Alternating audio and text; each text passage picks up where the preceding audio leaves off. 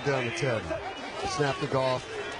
Steps up, good pocket, throws in the middle field, picked off! Jeremy Chinn's got it! That's it! Celebrate like it's 1991! We're going to the NFC Championship game! This is the Motown, the home of Motown, and tonight, they'll be playing the blues, baby! Oh. Amazing job by London Fletcher and Bram Weinstein, like they did all season. At the final moment, the Commanders and their radio crew come through in the biggest way possible. The Commanders win 45-31 in Detroit. And yes, we have a Washington Commanders team led by Jayden Daniels going to the NFC Championship game. I am joined by Jourdan Rodrigue of The Athletic. This was not the show that I expected to be doing tonight, Jourdan. We'll also talk Chiefs Texans a little later in the show, but this is the show that we get, and it's a reminder all season long. We've been saying this is Jayden Daniels' season, and he keeps proving it true. It's amazing. And to go into Detroit and to see how unflappable he was and how he was having so much fun. You could tell in between snaps he was, having an enjoyable time with his teammates and all of that. But he was so silent on the sidelines, and they would cut to him every so often with the camera angles, and he is just sitting there just absorbing all of this. It's like a 245-year-old man in the body of a kid quarterback who's a total phenom playing football and leading the Washington Commanders to history. It's incredible. It was incredible to watch. We all expected the Lions to win. So this was just absolutely incredible to watch. Yes, and he is authoring one of the greatest rookie quarterback seasons of all time. Andrew Luck's was up there. Robert Griffin III's was certainly up there. I wasn't there, but Dan Marino's was supposedly up there. And by all, the numbers show it was definitely up there. But man, this is special. And it was a full team effort. It wasn't just Jayden Daniels. It was a great job coaching on both sides of the ball. I think it was fitting that the game ended there with an interception by Jared Goff, because ultimately the Lions turned the ball over 5 times in this game, including 4 by Goff, 3 interceptions, that late one that didn't matter much, but 2 killers in the first half, and also a fumble in the first half. And when the game was just going absolutely bonkers in the second quarter, it was really Goff and the Lions who blinked, the Commanders' defense that made plays, and Jayden Daniels and the Commanders' offense showing we can beat you fast or we can beat you slow. We'll beat you any way you want to get beat, and they got beat. The number 1 seed is out. It's crazy, Greg, because we knew, and we've talked about this, watching all these injuries pile up for the Lions. We've been saying that, okay, the Detroit Lions need to play at their level or at their own level that we've seen all year or above it. They need to be efficient. They need to not make mistakes. And for so much of the year, Jared Goff has played such efficient football. And this Detroit Lions team has just been a bowling ball covered in knives rolling down a hill right in your face. Any way they wanted to win, they could win. They played with their food against a lot of these sort of hapless, meandering teams that they would come up against. And you knew watching these injuries pile up that they were going to need to continue to stay at that level. That confidence, sure, but also the controlled aggression, the smart decision-making, and the efficiency and technically sound, mistake-free play. And if you are that team in the playoffs, when it's any given matchup against any given opponent, and you're banged up like that, you cannot be Jared Goff and turn the ball over 3 times, one the pick 6, and the other converted into a touchdown for 14 total first half points on the side of the Commanders. That put them in a hole early, and it was really hard for them to get back out. Yeah, it was. And yet, I don't want to put it all on the Lions' injuries. Now, Amik Robertson, who's been playing at like a Pro Bowl level for them and was their best player in Week 18, got a game ball, gets hurt on, I think, the first play, certainly the first couple of plays. And that did set a dangerous tone, and late in the game, you saw Brian Branch go out. At that point, they were already trailing. But I think the Commanders' efficiency, the fact that they were able to run the ball not just Jaden Daniel scrambling early in the game. You can't really just put that all on injuries because we've seen this front, and it's a pretty good front, like play better over this stretch. To me, the number one difference in each one of these games today, including the Texans games, was the two quarterbacks and the two coaching staffs plan in how they were going to handle pressure. And Jaden Daniels all season long, when you sent the blitz at him, was just money, whether it was picking the right receiver to go after or scrambling. And a couple plays that really stand out to me. We'll talk about the crazy second quarter because I just want to give the Commanders as much love as possible. But let's start more towards the end. They have a 4th and 2 late in the game as they're trying to go possibly ice it. They could kick a field goal to go up 13, and they instead decide they're going to go for it to try to go up 3 scores. And the Lions get what they want. They get a free rusher right at Jaden Daniels, and all season long he has been so good, beating unblocked pressures, and he waits for Terry McLaurin to do his crossing pattern similar to the touchdown he caught earlier in the game. And Daniels knows exactly what to do, waits the last second, takes a hit, hits the 4th down. They also showed total confidence the next drive on a 3rd and 5 when some teams would maybe run the ball or be safe, and Cliff Kingsbury calls a play action pass and he hits a beautiful throw to John Bates, their backup tight end. And that's Jaden Daniels being the best guy on the field and being trusted by his coaches ultimately to make plays in the biggest of spots and put the game away, because these two halves were totally different. The second half to me was so mature out of this Commanders offense. Yeah, we live in a world right now where we've been talking for years about the design and the play caller in the ear of the quarterback, and sort of like using the quarterback as like, a video game, and like you throw ball where I say to throw, and like you do what and I'm going to be the sort of mechanism behind this offense. And you rarely see, especially early in their careers, and you rarely see in this era of the NFL, just this collaboration and this beautiful trust between, we've talked all this season about the revitalized quarterback, right?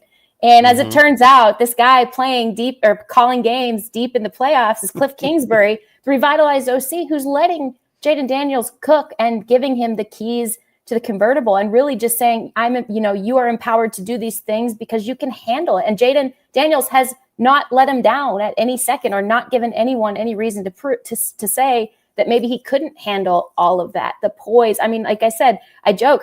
He's like a couple hundred years old internally, really, like has to be. He just is so beyond what we would ever expect. Not just what he's capable of doing physically, but the way that he handles a game. I've been to Detroit a few times in the last calendar year in that stadium, and a credit to the Detroit Lions fans. And I am sad for them right now, because this was supposed to be their season in so many ways. And you could see how crushed and deflated they were. And that's another compliment to Jaden Daniels. Like, he held the knife, man, to pop the balloon. And in that stadium, in that atmosphere, that's one of the toughest places to play in the NFL, to trust your quarterback, to have that autonomy, to maximize those late downs that Gregg, I do think, made a huge difference in this game. Those margins that we're going to talk about in both of these games right now, maximizing every single down, including capitalizing off of defensive errors that the Lions made late in the game when they were still within, 10 points. This was a masterclass by the Commanders, even when they were hemorrhaging points early on, even when that crazy 6 minutes happened in the middle of the game. The unflappability of the quarterback, I think, is the ethos of that team. Right. They end up going 3 for 4 on 4th down. They get stuffed on what looked like a botch. The one that failed was when they took it out of Jaden Daniels' hands. Right. It's a snap to Marcus Mariota on the first drive of the game, and looked like he might have had an option, and maybe Brian Robinson didn't have the call. But I only point that play out, which feels like 17 hours ago. I'm exhausted by this game. They had 57 first downs combined. It is crazy. People are going to get on Ben Johnson and Goff and everything. They had 500 yards in this game, and they were...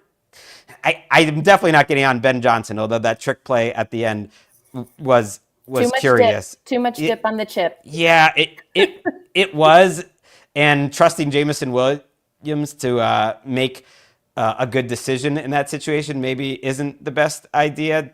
But at that point of the game, it's like, it's hard to blame the offense when the defense is giving up so many issues. And it's hard to blame the offensive coordinator when he dialed up a couple different plays. We had a comment, and if you're listening to this on Sunday, we're also doing it live on YouTube. Love everyone that's in the chat. And there was a comment about that people are deflated right now because it's not just the Lions fans that were a part of this journey.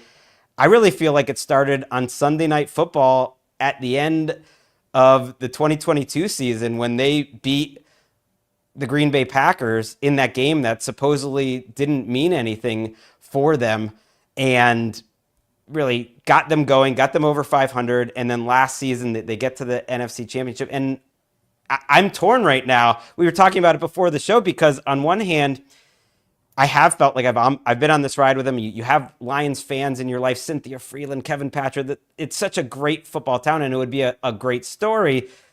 And you just realize how hard it is to like finish off one of those stories. You need the football gods to be with you. Injuries didn't help, but having to play Jaden Daniels didn't help either. But on the other hand, like this is football. The story you didn't see coming, the rookie you didn't see coming, this guy that we're going to see for the next decade plus that's going to be such a part of our lives, God willing. Like if we're doing recaps in 2035, me and you, Jourdan, on NFL Daily, that's my plan, that Jaden Daniels is going to be a big part of those too. And like Cliff Kingsbury getting his resurgent moment. So it's so tough. You feel for Lions fans out there, and yet, man, I'm suddenly thinking about Sunday. I'm thinking about, could this be a Rams home game for the NFC Championship? We don't know. We don't need to get there yet. I'm in Philly right now, by the way. I'm in Philadelphia right now. Yes.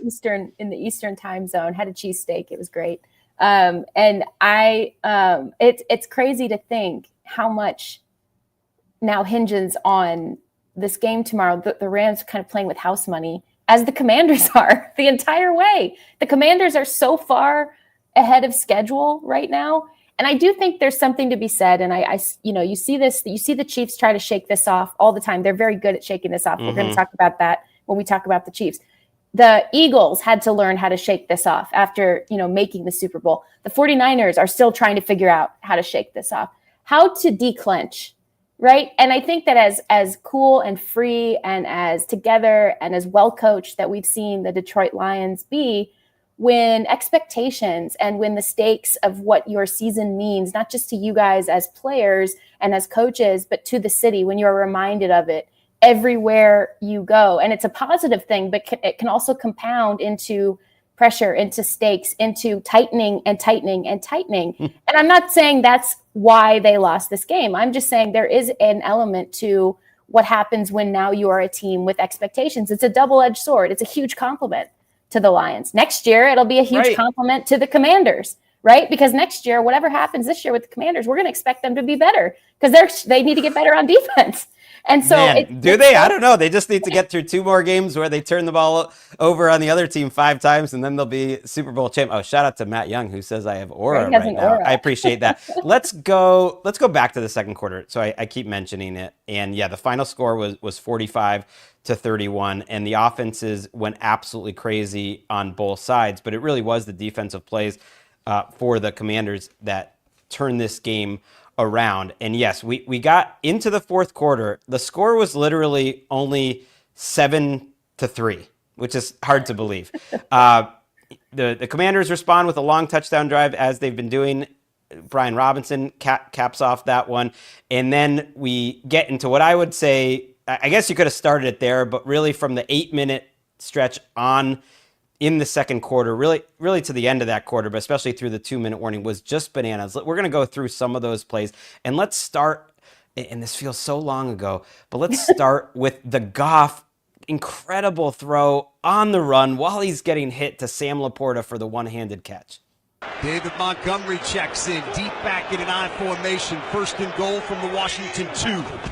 Goff turns, fakes to Montgomery, looks, in trouble, rolling right, he throws, is caught! Touchdown Detroit Lions! Oh! Sam Laporta just reached out with his left hand and made the grab. What a ridiculous catch by the tight end.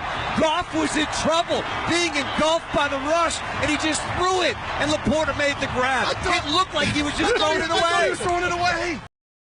Yes, I am glad that we got Dan Miller and Lomas Brown and WXYT. I really appreciate how Jared Goff has gotten better at creative plays, and he showed the arm angle tonight, and he ends up with over 300 yards. And there were moments in this game when he did the things that showed how he's a better Goff this season, and that was one of them.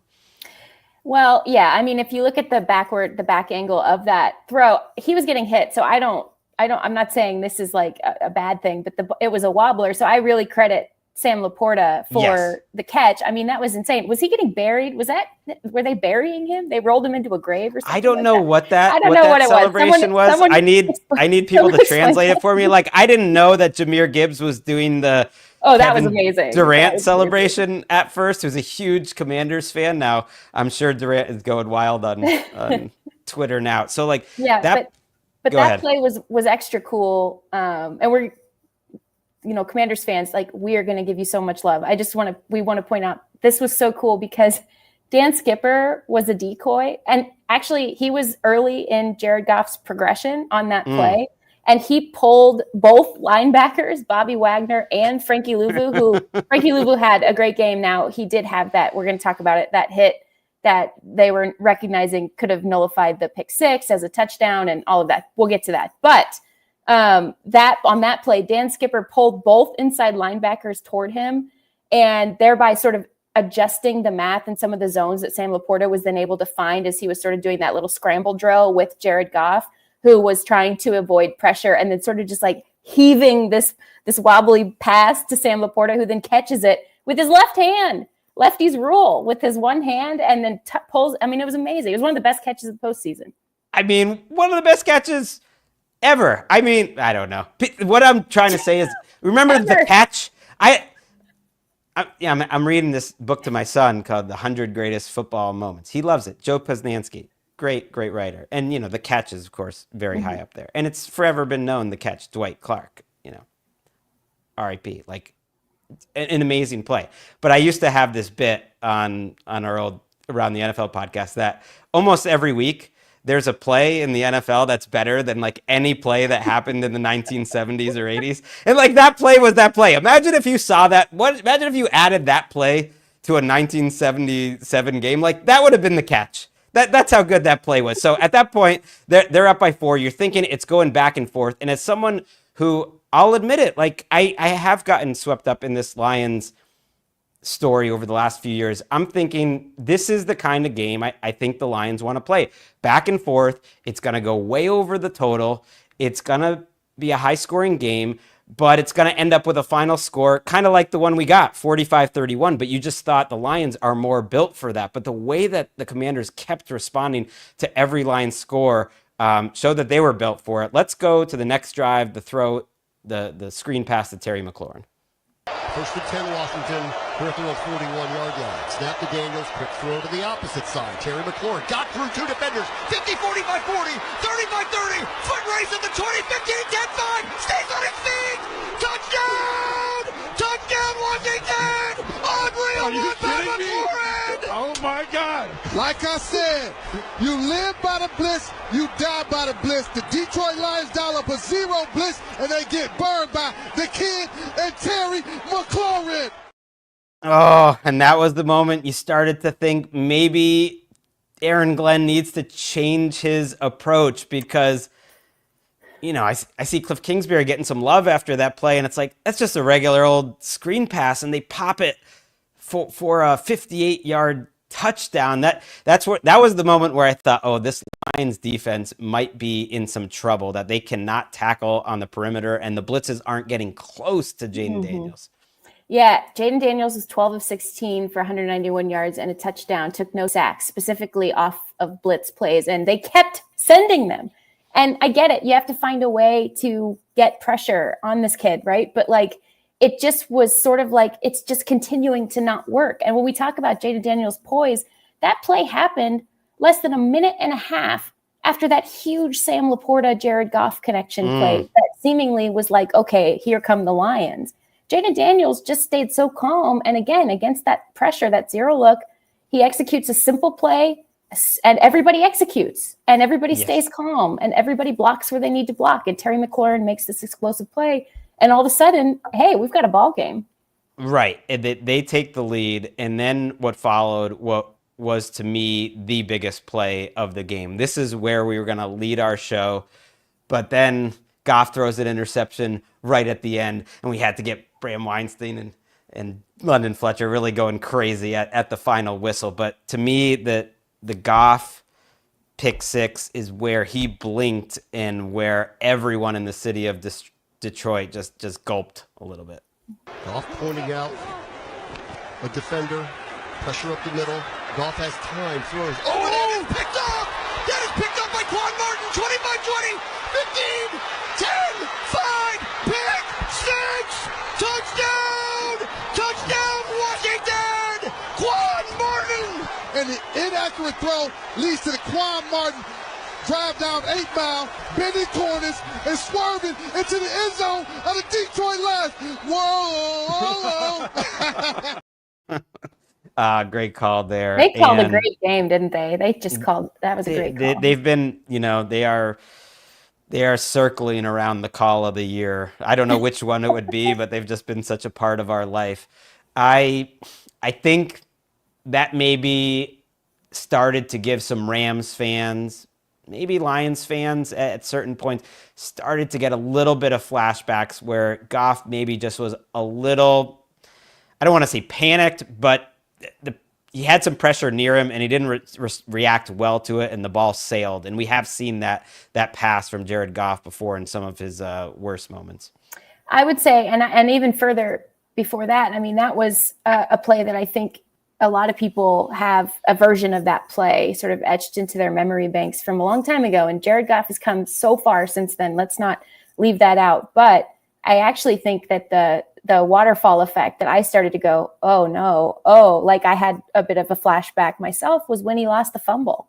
And that was an issue for him big time in the last part of his tenure in Los Angeles. And again, Lions fans, like, yes, he played amazing all this year and he's grown so much and he can do this. He can do this. That's why it seems so frustrating, I think, to see these types of turnovers when the ball is sailing like that.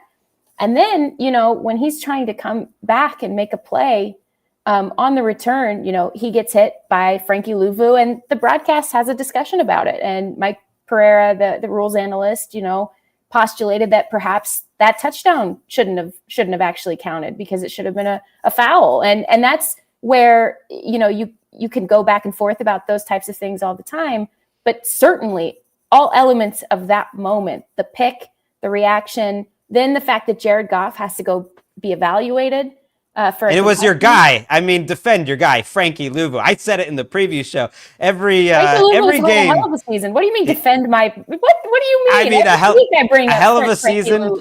An All-Pro. Second team All-Pro. Should a difference maker.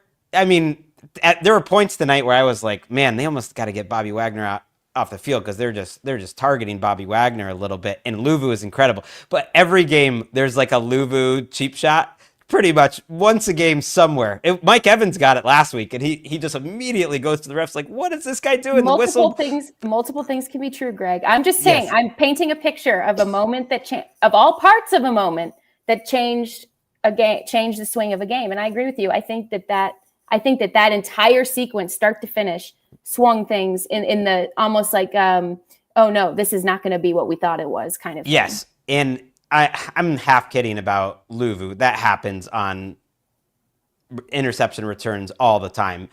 But it was a penalty. They would have had to go earn that touchdown. But everything I saw out of the Commanders tonight indicates to me they would have earned that touchdown. So I'm not going crazy about them missing the call. I just don't love that Goff took a headshot there. And, one of the commenters here asked, was Goff the same after that? They check him for a concussion. I mean, that was a hit right to his chin. He comes out of the game. And yes, the moment I've been waiting for years, literally, we were talking about this last year. Like, what if it's a situation, not that I want Goff to get hurt, but what if it's a situation where Teddy Bridgewater comes into the NFC Championship game and he has his Drew Bledsoe moment, with the Patriots when he threw a touchdown before Brady came back in the Super Bowl and just has that moment and he gets his Super Bowl ring. Well, Teddy Bridgewater did have a moment. He comes out there. They take a penalty right away because they're not all on the same page. And you're like, oh my gosh, is this how the Lions season ends? And instead, the Teddy Bridgewater drive goes perfectly well because he doesn't have to do anything. It's on first down. Bridgewater hands. They give it to Gibbs. He goes on the end around the other way. Go, baby. J-Mo inside the 40. J-Mo to the 50. J-Mo down to the 30. That's a high. Go, baby. J-Mo to the block. He's going to the house. Jameson Williams, count 5. End zone. Touchdown, Detroit Lions, 61 yards. You can tell how late it is for me here because I started talking. No, don't even worry about it. I'm laughing.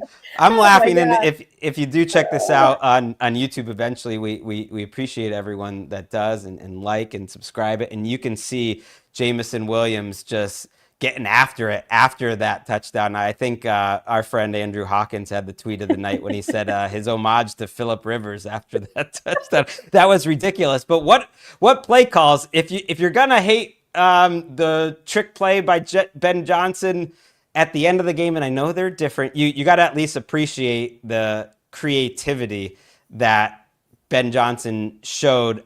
I think on this. Certainly in that situation and in the first drive of the third quarter where it almost felt like they were hiding Goff a little bit.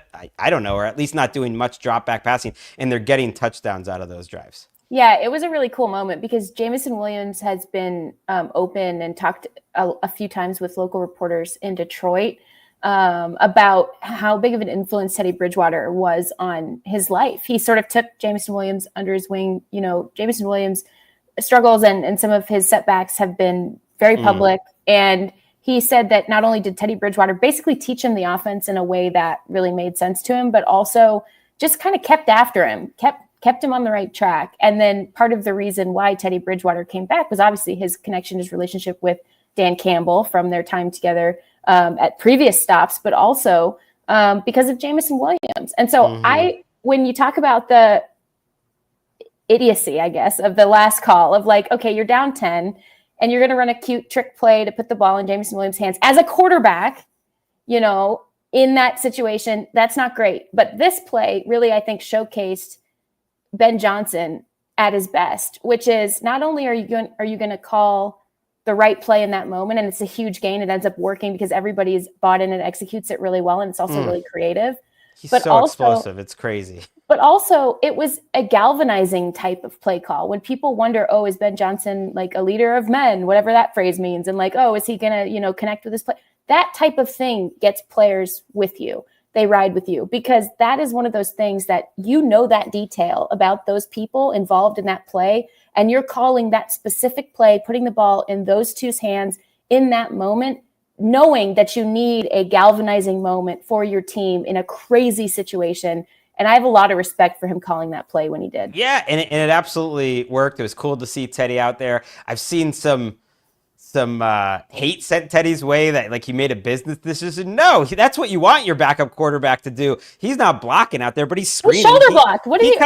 He totally got in the way. He got in the way. So at that point, you're just thinking, okay, we need, if you're a Lions fan, to have some complimentary football. It's 24-21. This insane stretch that we started, those 4 touchdowns happened in under 4 minutes. That's absolutely bonkers. I mean, this was the first game, Jordan, with 4 40-plus yard touchdowns in a first half since a Saints game in 2010, and only the 6th time in the history of the NFL. That was 3 40-yard touchdowns in 4 minutes. 3 of the 4, like it happened that quickly. And the next drive is, I think, one of the moments where I was reminded, okay, even though the Lions are the team that have been there before, the Commanders are actually the ones who are as calm as can be, that their regular running game with Brian Robinson was working, that Jaden Daniels is just picking apart the defense. And then when he threw that beautiful pass to De'Ami Brown, it was also just like excellence and just, oh, my best is better than your best. And so that was a 39-yard play that set up a third down touchdown to Zach Ertz, where almost everyone on the field kind of knew it was going to be going to Zach Ertz, but Jaden Daniels gets all the time he needs. And generally that was only 2.5 seconds, but the Lions pass rush ultimately just wasn't good enough today. And Jaden Daniels throws that ball before Zach Ertz even makes his break. And when Zach Ertz turns around, there's the ball, and he's in there for the touchdown under the 2-minute warning. And to me, that sequence followed up by the Goff interception to end the half. Like, I know there was a long way to go, and I thought the Lions could maybe come back, but man, that sequence was massive. To wrap up this just little segment here, let's listen to the Goff interception to end the half. Oh, maybe we don't have the Goff pick just now, but it was a throw that basically... Here we go. 10. Goff steps up, throws to the center of the field. Oh! Picked off! Mike Sanders still in the end zone. He's bringing it out. 5, 10, hits his own man, tries to get out of a tackle and cannot. Brought down at the 15. The rookie, the Michigan man, Mikey Sanders still. And he's their quarterback one. And like, what a draft class by Adam Peters. What an offseason for Adam Peters. Who forced that fumble? It was Doris Armstrong, which has been one of the sneaky best free agent signings, like a 3 for 45. People are like, really, Armstrong for that? But he's been their most consistent edge rusher this year. He's been good for them. And then Sanders still, it wasn't a good throw by Goff, maybe just a half tick late and didn't lead Williams enough, but I also give a ton of credit. It was just a great play by Sanders, who's been awesome this year. To undercut that, though, is such a high degree of difficulty a play that a cornerback has to make, and you have to read it perfectly, and the throw has to be a little bit off, even for you to make it work.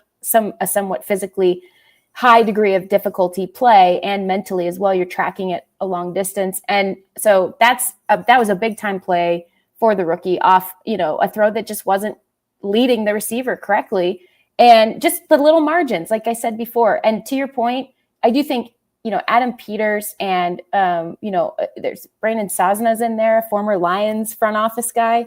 There are connections there as this overhaul of this top organization, top to bottom, from ownership into every single level and every layer of this organization has been astounding to watch. It's like, it wasn't just that sage was burned in the building, it was a full-on exorcism. And like, that's so cool that they can be so far ahead of schedule in this way after being so behind schedule in so many ways in every other facet. And it wasn't just that they got the quarterback. That's huge. They nailed that. But look at the free agents too that they brought in. You brought up Armstrong as one of them. They had a really good draft class. They brought in Austin Eckler as a leader and somebody who could really be an outlet. Be an outlet for Jaden Daniels. They brought in Frankie Louvu. They brought in Jeremy Chin, who had the game-sealing play. They brought in Bobby Wagner. Frankie Louvu and Jeremy Chin coming from a despondent Panthers team that nobody thought they would be good players, and here they are. Bobby Wagner leading the charge, playing on one leg essentially tonight, but really has been solid for them and a mentor to Jaden Daniels all season. This has just been a really cool team building effort where it's like they all bought in together and they grew together. They're very well coached on both sides of the ball, and they're deep at coaching on both sides of the ball as well. It's really an advertisement for the type of head coach like Dan Campbell, who isn't just about scheme, because I think that's where Dan Quinn's magic is. Even after that Brian Robinson touchdown in the second quarter, when he gets out there and he hugs Brian Robinson. First of all, I think Robinson, had a bad play in the first quarter on that mistake by Mariota. But I think Dan Quinn, understanding that moment, there is something greater that's going on with this Commanders team than just the pickups. But the pickups were also big. Like Brandon Coleman is a rookie left tackle. Mm-hmm. He's not a great left tackle, but he's a rookie who's out there and isn't killing the team, that fits well enough in their scheme and is going to get better next year. And man, they just... so many good different decisions. And look, there's Commanders fans out there. I had one text me late in this game. James Pittman, if you're out there, my buddy Kat, who has been a listener and a fan, came to the Super Bowl with me a couple times. Like, when is Gregg and that crew gonna start picking the Commanders? Like, okay, I guess wait a week. Like, that was the moment when Goff threw that interception after that sequence. Like, I thought, oh, maybe the Commanders left too much time for them, and they pick off Goff at the end of the half. That, wow, the Lions are in a tough way. And yet they get a 3-and-out, or they get the ball back in the second half. The Commanders allow the Lions to go down the field in a very methodical way. It was the drive I was mentioning in the third quarter. It takes up almost half the quarter, and I really liked that Ben Johnson was purposeful, giving the ball to David Montgomery and getting it to Gibbs. And there was very few dropbacks. It was like a screen pass and a couple other, and otherwise it was just their running game. And Gibbs was so good in this game, and maybe they got away from him a little too much. And they score the touchdown to get it to within 3. And then Washington just returns with like a 15-play drive, and they just showed they can beat you any sort of way. That drive, was 15 plays, 70 yards. That's capped by the Brian Robinson touchdown. And if I'm not mistaken, that's where the Lions did have the Commanders on a 4th down inside the 10-yard line. And at that point in the game, Brian Branch had gone out, and they get a 12 men on the field penalty, and they made the bigger mistakes tonight, and it was stuff like that. Yeah, Dan Campbell needed to call a timeout there. Had to, right? And coaching. Like, that's the thing, is like, he's been so good in the margins for so many years, even before everybody was watching this football team, right? When they were really starting to pick the pieces up and start to build something. Like, he's been so good. Aaron Glenn has made the most out of a really decimated roster all season. Now, I think you could argue a little bit. Nothing they were doing pressure-wise was working. Certainly not sending the blitz after Jaden Daniels, but I don't know what you're going to do. You can't get pressure with 4 either. So, it's a mixed bag, double-edged sword on that. But they've done such an admirable job for the past couple of years, but particularly with the way that they can win in the margins, the way that their players understand situational football, the way that they maximize every down, not just on offense, but opponents don't maximize those downs against them in return. Now they finally met a team that does maximize every 4th down they come across. There's no reason in Dan Quinn and Cliff Kingsbury's mind, because they're ahead of schedule, because they have Jaden Daniels, because what the hell do they have to lose? They're playing with house money like 5 years ahead of this rebuild. And so why not go for it? And the Lions have not met a team with this same sort of like Big Good Dan call. energy. Greg, they have Big Dan energy. They outdanned the Campbell. That's absolutely right. It's a good point. And I do think that was a moment where a couple of the narratives matched up. The 4th down one, and them getting that done, but also the injuries, because I went into NGS to look at the participation on the 12 men penalty, and 2 of the men on the field in the secondary, Jordan, were by the names of Stanley Thomas Oliver and Maurice Norris, Morise. You spell Maurice for him. I mean, I don't want to make the joke of like, oh, who are these guys? I've never heard of them. Like, they haven't played all season, those guys. Like, they literally haven't played football on the team. And you have to imagine that was part of the... That's what I said at the top. Yeah. Right. Like it contributed to them losing in the margins, was their injuries, as much as they tried to make of it. Man. Probably the end of the Ben Johnson era. He did have that fun pitch shovel play, which apparently was like an Antoine Randall L play back in 2004. And Randall L is now a coach for the Lions. He's the receivers coach, so that's pretty cool. And yet, just going out there playing football, the Commanders were better at it tonight. The Lions were in man coverage 60% of the time, which is just crazy. And it didn't work. You couldn't do it with the players that they had on the field. That's probably it for the Ben Johnson era. Maybe that's it for the Aaron Glenn era. I wonder if Tom Brady's in the booth, like, happy that the Lions lost because now he can hire the rate. You're rolling your eyes. Why is that? Well, don't get me started on this topic, honestly, because why not? He deserves criticism. They tried to address it. People were like, oh, I can't believe Kevin Burkhardt brought that up to him. That was choreographed. like on Tuesday that was week. a choreographed way to bring it up without actually bringing it up. And he didn't answer the question. Like, they brought it up to address it, and he didn't say anything. He just said, what they do on the field is the resume. Like, he didn't even answer Burkhardt's question. I'm pretty sure he didn't even mention. I think someone on social media was counting this. I don't even think he said Ben Johnson's name till like the third quarter when he absolutely had to. And honestly, like, listen, like whatever. None of this really matters in the grand scope of the world. There are much larger things going on. But at the same time, like, just sack up and talk about it, man. Oh, you're in this position. You're not happy to be there. You're not just, oh my golly gosh, like, look what I get to do and I get to be in these meetings. No, it has been reported over and over again. Like, you have an active role, and that's fine. You're Tom MF. He's basically the owner. He's basically the owner. Just own it, man. It's okay. People trust that you know what you're talking about when it comes to filling a coaching and quarterback position until you prove them otherwise. You don't need to act like all this, oh shucks, like Eddie Haskell crap on the TV. Like, you don't have to do that. Anyway, okay. No, and a couple of teams I think will be interested in this result in terms of being able to interview Glenn and Johnson, or possibly hire him. The Raiders, certainly the Saints. Maybe the Jaguars, if they wanted to fork over the bag and fork over Trent Baalke for Ben Johnson.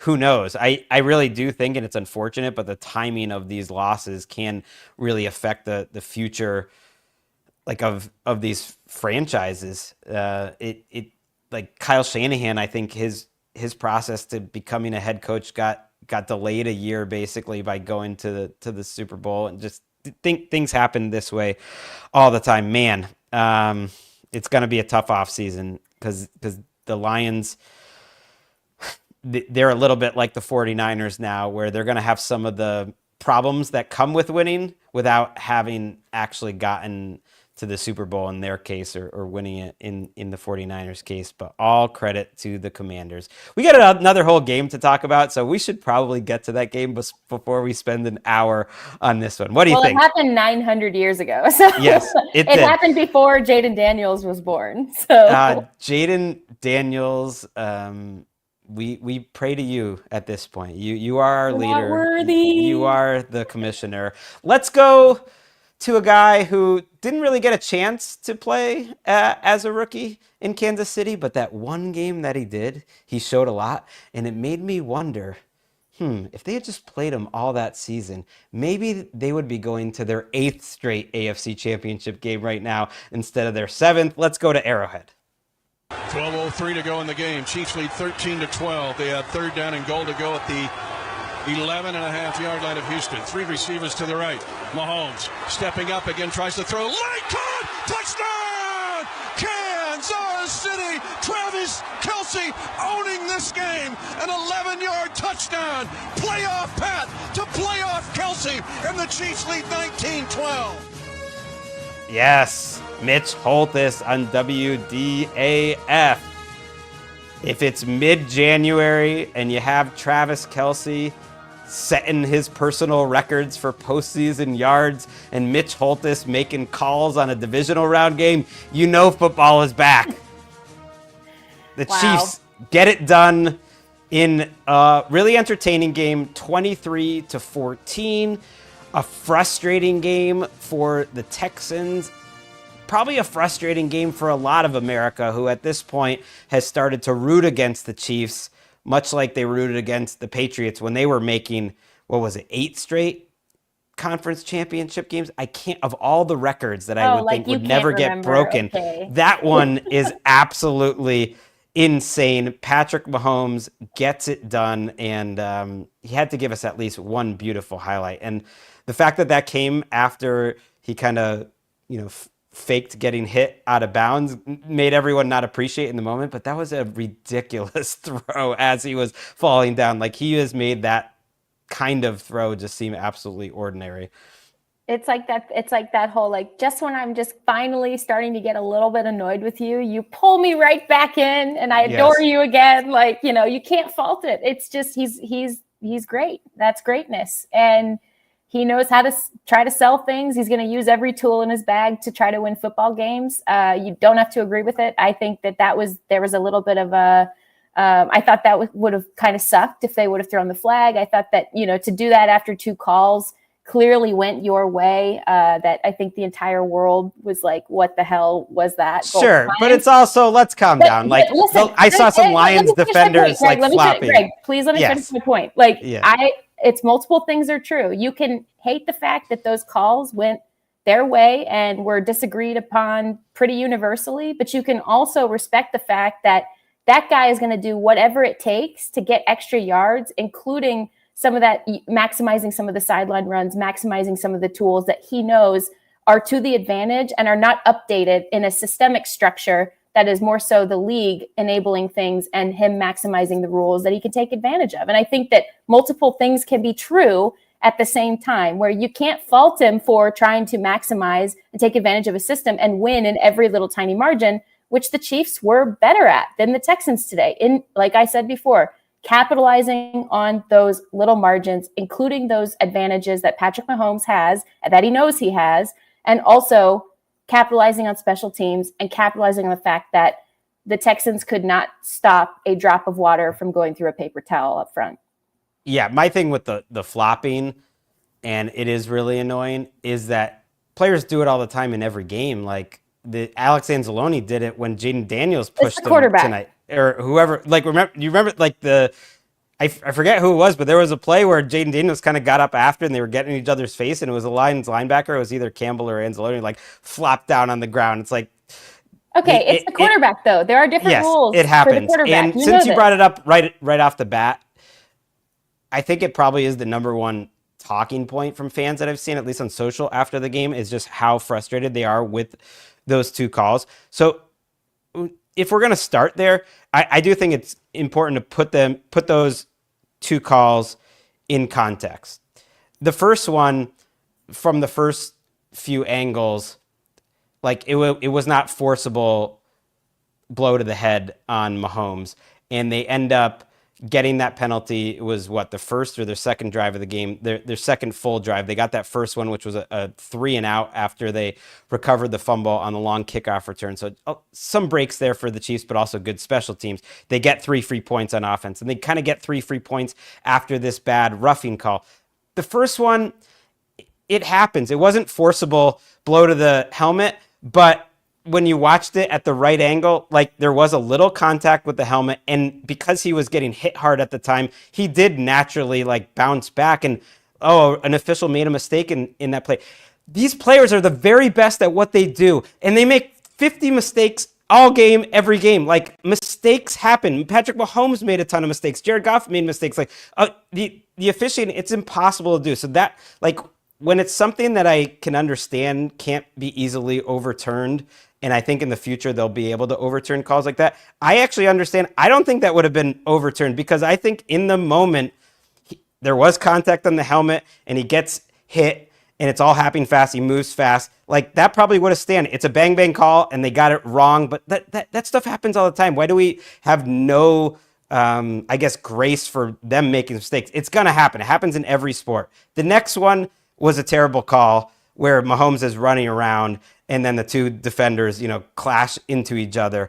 And that was a huge call in the game.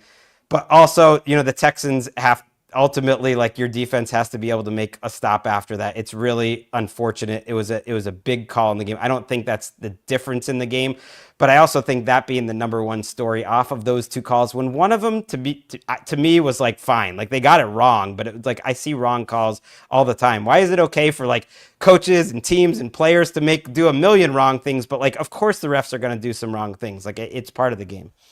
I think what people are rightfully upset about over those types of things is that there are the tools to get it right, but they're not being utilized because they just, in some cases they wreck game flow. In some cases they just can't. But in other cases, like replay assist would have been really helpful on that first one. But they did. So they stopped the game. They never talked about it. They stopped the game on the first one. And suddenly they were just like hemming and hawing because they didn't know what was going on. And you could tell they watched the same replay as us. They did do the replay assist and they decided not to change it. And then you got one more angle later. And I don't think they would have, that one I don't think they would have changed. So I think next year at this time that will be a reviewable play. And the second one, probably would get overturned, is what I think is going to happen because of this being in such a spotlight. But I do think like replay assist has made a huge difference this year in speeding up the game and correcting a lot of things quickly. And I just think like that is not the difference they lost this game. The difference is Patrick Mahomes was perfect against pressure, and their team had a plan against pressure. And CJ Stroud and the Texans did not have a plan against pressure. Just going back to what's on the field, like, tell me if you disagree. Like, that to me was the biggest difference in the defensive coaching for the Chiefs ultimately got over with their pressure packages late in the game, and that Mahomes handled the pressure that was coming his way late in the game. I just think more than one thing can be true about this game. In fact, many things are true about this game, and those calls led to points. They extended drives that led to points. I think that when fans are angry about those things, it's because they do see the results of the extension of drives that lead to points, and those things are significant in a game. Sure. The second one, it wasn't on third down or anything, so you never know what's going to happen. It would be a different game, but yes. It gives them a play. I mean, like, really, Greg, come on, man. Like, seriously. Like, let's hold multiple things in our brain at the same time. At the same time, like, the pressure that was coming at CJ Stroud all game, and in a lot of cases, purely unblocked pressure. There were blitzes, and a lot of those blitzes, some of those blitzes were successful, but George Karlaftis and his 3 sacks and his 8 pressures, according to Next Gen, and Next Gen as of now, and they adjust things as time goes and they rewatch and they kind of retract different things, but he wasn't doubled. And there were certain plays where he was chipped and where they would assign like, okay, you have a tight end and you have a running back on you. Like, we could see some of the ways that Spags was then rechecking his defense into a different pressure, like right before the snap, just because of freeing up some of his players to get that extra pressure. And the Texans offensive line, like, did not have a ton of answers for that. And yes, I do think that was, if we're going to talk about the hierarchy of things of a game that had a lot of factors that were the reason that the Chiefs won, another reason, and probably the biggest reason, was that pressure. And I think the second biggest reason, which we'll get to in a few minutes, is the disastrous performance on special teams, which really ended up factoring in to this game as well. So those 3 things, I think, if we're going to rank them, I'm not going to put the calls first. Of course not, like, logic and reason. But at the same time, that pressure was absolutely game-changing for CJ Stroud, and it put him in incredibly stressful situations all game. He got banged up early on because he was trying to pick up some yards on the run. His scramble rate over the last 2 games has doubled since the end of the season. He's trying to pick up these plays with his legs. He's trying to avoid pressure. But he was sacked 8 times, and that's just not a sustainable way to play football. No, and the pressures weren't all equal. He got sacked, 8 times, which is just preposterous. He got hit 14 times in this game. When they first played, the Chiefs actually hit Mahomes, I think 12, 13, 14 times. And today it was only 8. I mean, they got after it in parts some. They held the Chiefs to under 250 yards of offense. They outgained the Chiefs by over 100 yards and didn't have a turnover. They're actually the first team, I think, in the history of the playoffs to outgain an opponent by over 100 yards, not have a turnover, and lose. Teams were 49-1. And I saw some people say, well, you can like divide up the numbers. And it's like, my friend Nick Wright was mentioning like, I'm sure their success rate was great and all this stuff. It's like, no, the success rates were actually about the same. Those aren't analytics. Like, that's like as basic as it gets. They outgained them by 100 and they didn't have a turnover. Usually that is a recipe to win, but they didn't because of what you're talking about. The margins on special teams, the margins on the sacks and the pressure, and then the margins on penalties, like the penalty yardage was great. Jordan, giving the Greeks some love. Karlaftis was absolutely awesome. But yeah, these pressures, they weren't equal. On the 17 blitzes, they pressured Stroud on over 65% of those plays, 12 pressures on those plays. 8 of them were unblocked. I mean, you texted me that's a war crime. No, it's true. It's absolutely true though. Like, in 47 states. Yeah, it is. That is the difference to me, is that the Chiefs late in the second half of the game actually had a pretty good plan against pressure. Mahomes took some sacks, but he was 9 of 14 for 146 yards when he held it over 2.5 seconds. And when CJ Stroud held the ball over 2.5 seconds, the play was over. And late in the game, I know I'm rambling here, but late in the game, to me, That's all right. We do that, Greg. That's okay. Yes, this is our we safe do. space for that. Okay, 10-19 left in the fourth quarter. This is still very much a game. The Texans are driving. They have the ball at the Chiefs' 40-yard line, and it's still very much a game. And the Chiefs blitz 4 straight times on the Texans. 3 are quick pressures. The last 3 are unblocked pressures. And the last one is that horrible sequence where they go for it on 4th and 10 after the play call. And to me, that was the Texans' season in a nutshell. And it was also Steve Spagnuolo knowing exactly where and how to blitz and how to completely break both Bobby Slowick and CJ Stroud and set Shaq Mason and all the offensive linemen's brains. And they just won right there. And it was basically over at that point. Yeah, I think one of the things we've seen from Andy Reid, and I want to talk about his game plan too, because even though the Chiefs only put up 23 points, I don't have it in front of me, and it was a million years ago, but even though they didn't put 23. Even though they didn't put up it's this crazy amount of points, I loved Andy Reid's game plan on offense. I want to talk about that in a second. I'll tell you why. But on one of the things that makes these guys so great and makes them like these long haul truckers of a team that just understand what it takes to get through those final dark miles, right, to their destination, is the fact that they have a brilliant head coach on offense, a brilliant quarterback, but also a brilliant head coach on defense, and somebody who is going to run that entire unit as if it is its ecosystem that totally. And it complements the offense in a way, but it's not like it doesn't play into what the offense needs to support the offense. It does its thing as its own entity. And sometimes you see these teams, and especially when the Tampa 2 surge was happening, and it became a lot of that deeper shell stuff when it morphed over time from the early 2000s onward. You would see offensive coaches gravitate toward it because it would set up their offense, right? It would set up their offense. It would mitigate damage via explosive plays so that the game wasn't lopsided too quickly, so that offensive coaches could stay in their A+ plan. Steve Spagnuolo and Andy Reid don't give a crap about that. They're going for it. They're going to be who they are, and they're going to be aggressive, and they're going to be smart, and they're going to be well coached and fundamentally sound, and they're going to know how to get in your head and stay there and eat your brain. And it's just cool. And they just do this. And they're so experienced at doing this that at a certain point, again, when you're in the long haul truck in the giant semi and you're on the straight line on the 10, and maybe the lights in the distance start to weave back and forth a little bit, you just put your elbow up and you just go. And that is what Steve Spagnuolo and Andy Reid do. And they do it better than almost anyone, if not anyone in the league.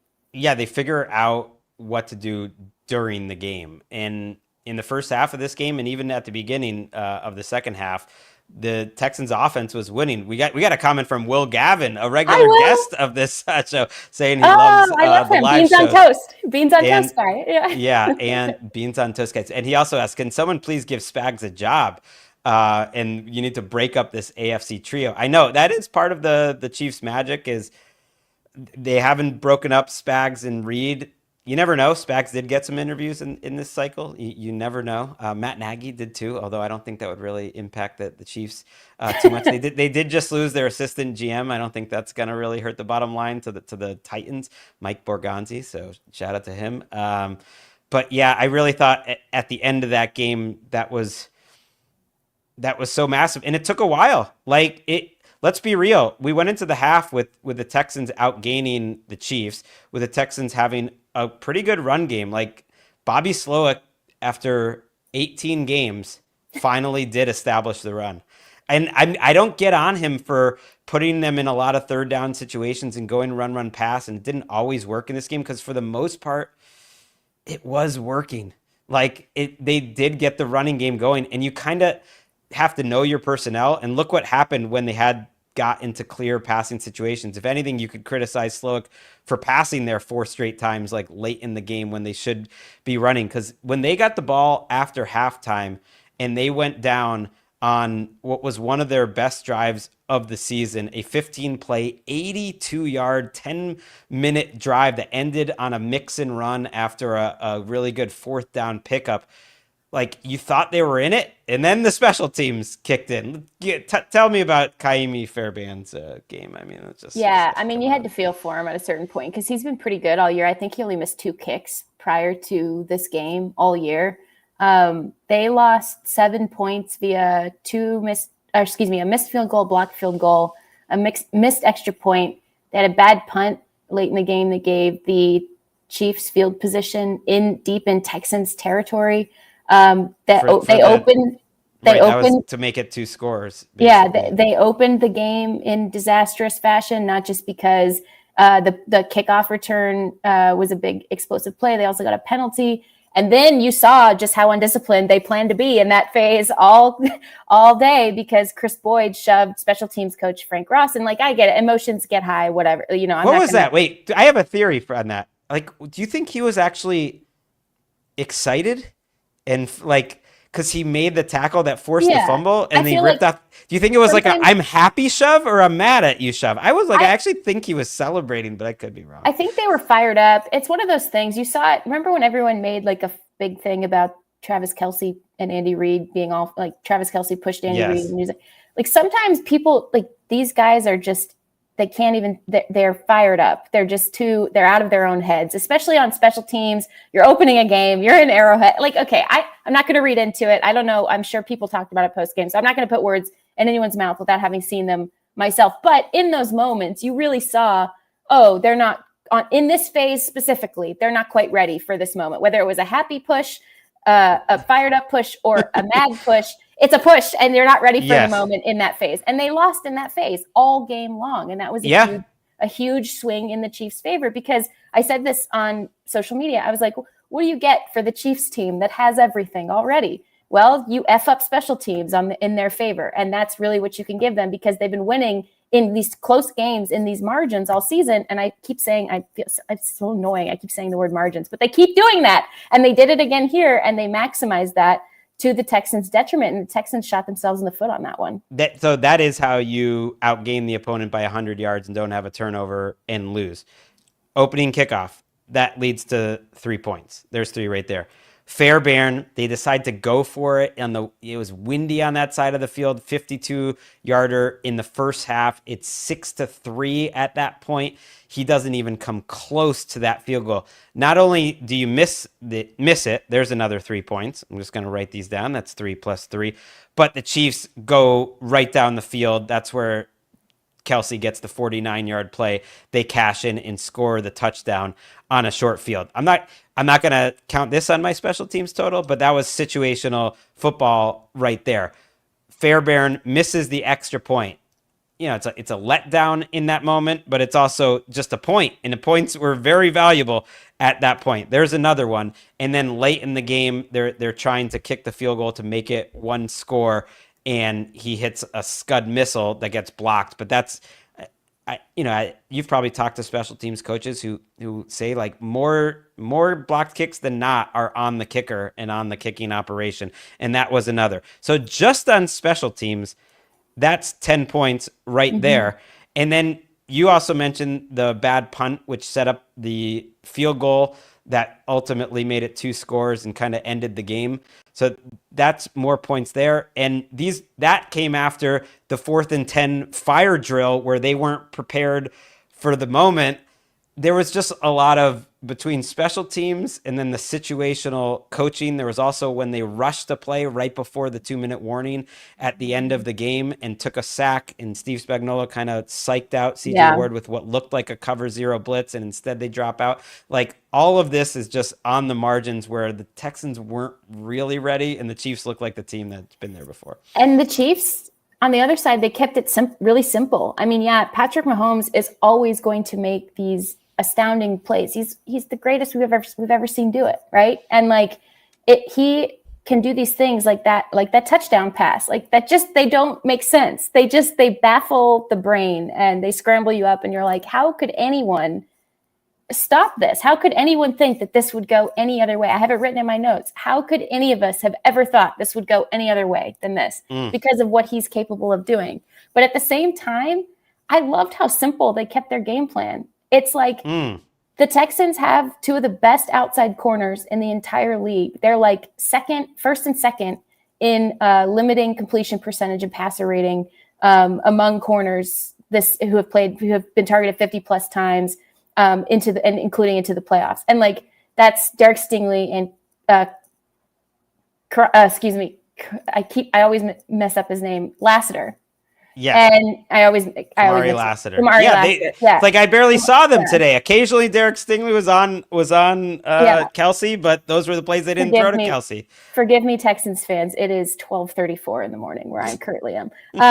But they are unbelievable. They've been great all year. And to your point, you barely see them on your screen other than when Derek Stingley is like making these amazing takeaways in the Chargers game. Like, you're like, oh yeah, they're pretty dang good. But what Andy Reid and the Chiefs did was they moved the ball toward the middle of the field, where the Texans are notoriously missing a couple of safeties that they would very much have liked to have in a game like this, one of whom is playing on the other team. And also, they used the screen game, and they used some of the underneath stuff, and they used some of the quick stuff that was just a little bit of misdirection here and there, maximizing the space that they did have. And they didn't try to go outside of that plan. There was one big explosive play downfield early in the game, but at the same time, most of their explosive plays and even their mid-range plays happened in the middle of the field, or they came off of these dynamic screens. And that was really important, because if you're going to run those screens, and you're going to make sure that you force those dynamic and awesome corners to come down a little bit more, so then you can attack other voids behind them, because you need those guys to tackle in space. And then if you're going to target the open areas in the middle of the field, using Travis Kelce, who like somehow in the creakiest looking way possible is still putting up these great stat lines in must-have games, right? And you're going to maximize those areas of the field because they're open. And it just really was a very simple, nobody was asked to go outside of themselves. There was a simple game plan and everybody executed. And it wasn't perfect. It was only 23 points. But at the same time, between winning in those margins and then also executing a very simple game plan, I'm going to put dudes where your dudes are not. It was effective. Yeah, I mean, 23 points is a lot for getting 212 yards. 212 yards is like bottom 10, 15% of an average NFL game this season. But they did get the penalty yards. They got the short fields. And yes, out of those 212 yards, Travis Kelce had 117 on 7 catches, one on the longest play of his postseason, the 49-yarder. The catch and run where he beats Kalen Bullock, who doesn't tackle there. And yeah, you mentioned the safety position. It's just such a killer for them. Jalen Petrie brought that entire secondary together.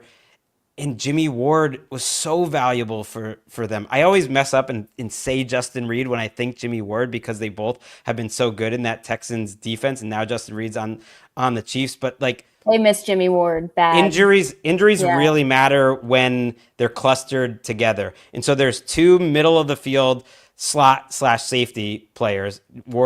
Petrie was playing the slot this year and playing it really well. Yeah. And then there's two really dynamic wide receivers, Stephon Diggs and Tank Dell, and that really hurt them. The offensive line there's no excuse for that, because they've poured resource after resource into that. And to me, that's bad coaching. Laramie Tunsil was not like a plus player this year, which is a huge problem when he's one of the highest paid players in the league. Let's actually listen to the Chiefs sacking Stroud on the 4th and 10. There's so many failed fourth downs. It's like hard to keep track, but let's go to that one. Houston trying to snap it before the play count. Here comes a rush against Stroud on 4th down, and he's going to go down. The Chiefs not only hold, they get a sack. George Karlaftis and Jaden Hicks also there. It's not only a hold, it's a sack and a loss, and the Chiefs will have the ball in Houston territory. A 4th down and 10, loss of 14 yards. Oh, and the Texans were heroic in this game. They actually stood up there and forced the Chiefs to punt, but that play call still mattered. I think knowing where they were in terms of how they were playing on offense, it's a rare time where I'm like, I don't think you should have gone for it on 4th down. And it absolutely mattered because that changed the field position in a game where there wasn't a lot of offensive yards and directly led, to that bad punt that we were talking about by the Texans and basically ended the game. They were too good. Yeah, the field position on some of those, including the punt and then also the 4th down there, definitely helped the Chiefs out. Sheil Kapadia, who we both really like, I know, he posted on Blue Sky that of the 7 real possessions the Chiefs had, they did score on 5 of them, 2 touchdowns, 3 field goals. So still, it looked uglier, but some of that was game flow, some of that was possession of where they started with the ball, some of that was a couple of those, it just looked creaky at times, but I guess that, they're long haul truckers, man. We're going to expect this from them, and I know that's the win. Football. That's one of the reasons I love football is every game can have such a different character, and the Chiefs are so amazing at being able to play any sort of game, and the Patriots got way too much credit during their dynasty, probably just for their situational football, and the Chiefs are just so good at that because you're right. In the end, it's not like the Chiefs offense had a really low success rate or anything throughout the course of the game. It dipped later in the end, but they got done mostly what they got needed to be done, but they played to the score and they did exactly what they needed to do. And you get the sense they were almost just kind of, for part of the game, getting a little loose. You know what I mean? It was like they got loose, and next week they're going to play better. I have a theory. I'm not personally annoyed with the Chiefs, but I see a lot on social media, which is not really real, but you do see it. People are annoyed with the Chiefs. But I have a theory about it. I think we're all a bit traumatized from remember in college when everyone was on the group project, and then, the person who would do just enough, but not a lot more than was needed in that moment would still be a part of the A, and the overachievers would always be the ones that were getting mad. I just think that, in my theory, the Chiefs know how to do this. They know how to manage the project, right? Because they're getting just enough done, and it looks weird at times, but all of a sudden you look at the box score and the advanced statistics and some of the efficiency, and you're like, actually, that wasn't that bad. You actually did you did exactly what was asked of you and you needed to do in this game. It shouldn't work that only Travis Kelce and Xavier Worthy had all the catches and all the yards. By the way, Xavier Worthy made 2 of the best catches he made all season in this game, a contested catch early and then another one going away from him to set up a score on a really nice throw by Mahomes. He has absolutely stepped up. Other than that, Noah Gray went 3 for 13. And then the combination of Kareem Hunt, DeAndre Hopkins, who didn't have a catch, Juju Smith-Schuster, who didn't have a catch, Samaje Perine, and Isaiah Pacheco had a total of, I think, 8 targets for 2 yards. And they got it done anyways. The protection after the beginning mostly held up, and they will move on. It is just incredible to make 7 straight AFC championship. I know it doesn't. It's almost hard to process it, but it's really cool to watch every other team. Greg, I talk about this with you all the time. Every other team strains and presses and clenches and gets so tight and terribly injured, and the Chiefs haven't been immune to injuries either, but they seem to be immune to this burnout thing that all of these other teams get. Yeah, they just got 25 days off. I wouldn't be burnt out either.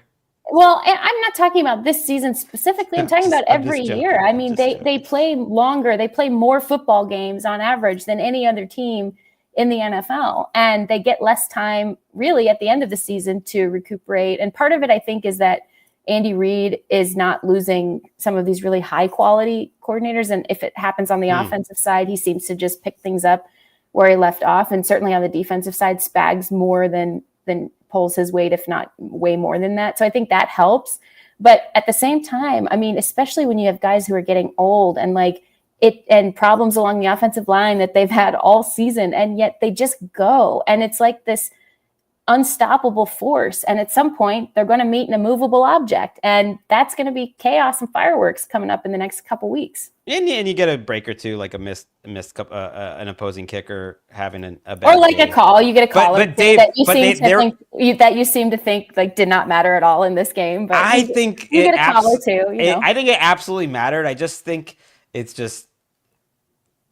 it's lower on the list. It's not the only thing. I'm not saying it's the only thing. It is a thing. It's certainly not. People are just so tired of the quarterback thing. But it's just weird. Like, you're going to go through the rest of your life complaining about these calls if you keep complaining about these calls, because it's never going to change.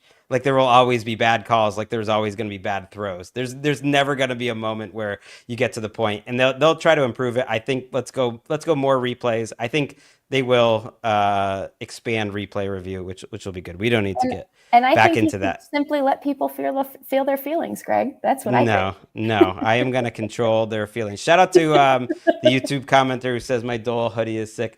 By the way, when I was writing down those points, it was supposed to pay off with me adding it all up on my note card here. And yes, that's just the chicken scratches of the 7 missed points from Fairbairn's kicks and then the 3 off the opening kick. Add that all up. That's 10 points. They won by 9. Of course, they took the intentional safety at the end, which was cute. And depending on where you bet on this, if you are into that sort of thing, it was either 8.5 or 9.5. So it might have affected your day. And luckily, it doesn't affect our day because I'm not allowed to do that. The Chiefs, by the way, are the first team ever to go 8 straight games without a turnover. That's a stat that I feel like is a little underrated. Like in the history of the NFL, first team ever. 8 straight games. That wins football games. I was more concerned about Walker's emotional state. I know he's a big Texans fan. I felt bad for him. Why do you got to bring that up? Well, I felt bad. How's he doing? I think the listeners should know. He took it kind of hard today, I think, right? I felt bad for him. Yeah, he left the room, put a blanket on his head, like yelled at us essentially for like continuing to watch it. And I was like, you need to handle this better. He's like, turn the volume down, with like 3 minutes left. I'm like, oh, they're driving, on that last drive, Then he comes in for the third down and they take the sack and he just like runs back out. I mean, he tried to control your feelings, Greg? What? Yeah. He did. He did try to control it. He wanted total silence. He was so upset, and then he was talking about becoming like a Michael Penix Falcons fan. But I was like, you can't do that. That's ridiculous. It was just emotion. Them. They'll get there, Walker. Stick with them. No, he will absolutely stick with CJ. It was just emotions in the moment. A lot of people were feeling that, and yet, we knew it would be an Arrowhead. We have to find out if it's going to be the Bills or the Ravens joining the Chiefs. Man, we could get to a lot more, but we shouldn't. We should say goodbye and let you go to sleep. I'm like, oh, we had all this other sound. We had D'Amico Ryans complaining. It doesn't matter at this point. Jordan, thank you. This is the last time I think we're going live for the year. We will be back on Sunday, though, in the studio. Have fun covering Rams and Eagles on Sunday. Everyone check out Jordan's coverage at The Athletic. I'm looking forward to it. Thank you. Snow game, guys. It's going to be a snow game. Gosh. I know. I am prepared. I don't know how the Rams will be in the snow, but I personally am prepared. You have a great coat, gloves. I will be sitting behind glass in like 20 layers, I'm sure, looking soft as hell. So that's fine. But I'm excited. This should be a really good one. Yes, I am too. And we will, of course, be recapping that game. From the studio, I'll be with Patrick Claybon and Nick Shook. Play the music, Eric. Let's go. Please. I need to end this thing.